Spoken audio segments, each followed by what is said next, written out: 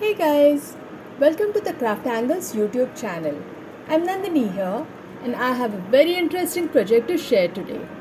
I was recently introduced to the transparent sheets by CrafTangles and I'm fascinated by them. I decided to use them with a jute bag. Though I had some learning to do, I'm happy I persisted and got a beautiful bag for my efforts.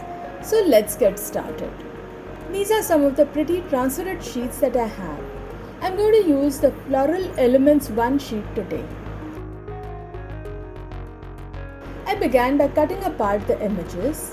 I trimmed the images a bit, but you don't have to cut close like you do for fussy cutting. I also added the small duo of pots from the set Urban Places 1. Now that we have the images, let's get our placement right. My jute bag is already prepped with chalk paints. I used the shades Snow White, Plum Pickings, Lemon Drop and Green Fields.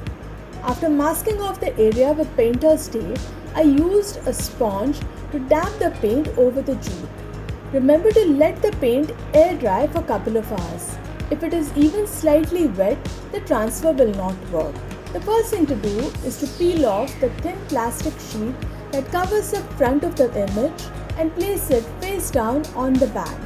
There is a layer of adhesive on the image that helps stick it to the transfer surface. Press down firmly to ensure that the transfer sticks well to the jute. This is vital as the image will not transfer if it is not bonded firmly to the jute. This of course is easier on non-porous or smooth surfaces. Jute has a very rough texture, so make sure that you press down really hard. The next step is to apply water to the back of the image. Water loosens the release paper and we can peel it off easily. I'm applying water with a sponge to the back of the image. You need to apply generous amounts of water while pressing down hard with a sponge. Also try to avoid getting water under the edges of the image. If the jute gets wet, the image will not stick to it. I like to keep a napkin handy to mop up the excess water. I will continue applying water till the backing paper is translucent. Also, press down hard enough so that you can see the texture of the jute through the backing paper. Try to peel the backing paper away slowly. If it doesn't release easily, apply some more water and pressure. This part needs some practice as we need to get the amount of water and pressure right. Now that I've removed the backing papers, I will let the bag air dry for a couple of hours. The bag is now ready.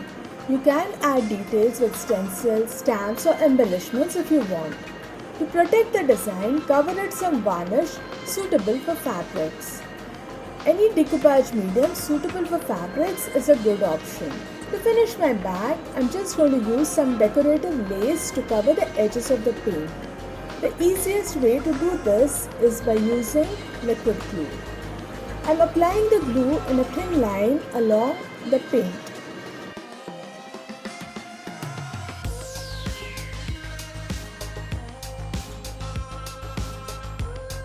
Once the glue is a little dry, this takes around 10 minutes, place the lace gently over the glue. Remember to lay the lace gently and not press it down.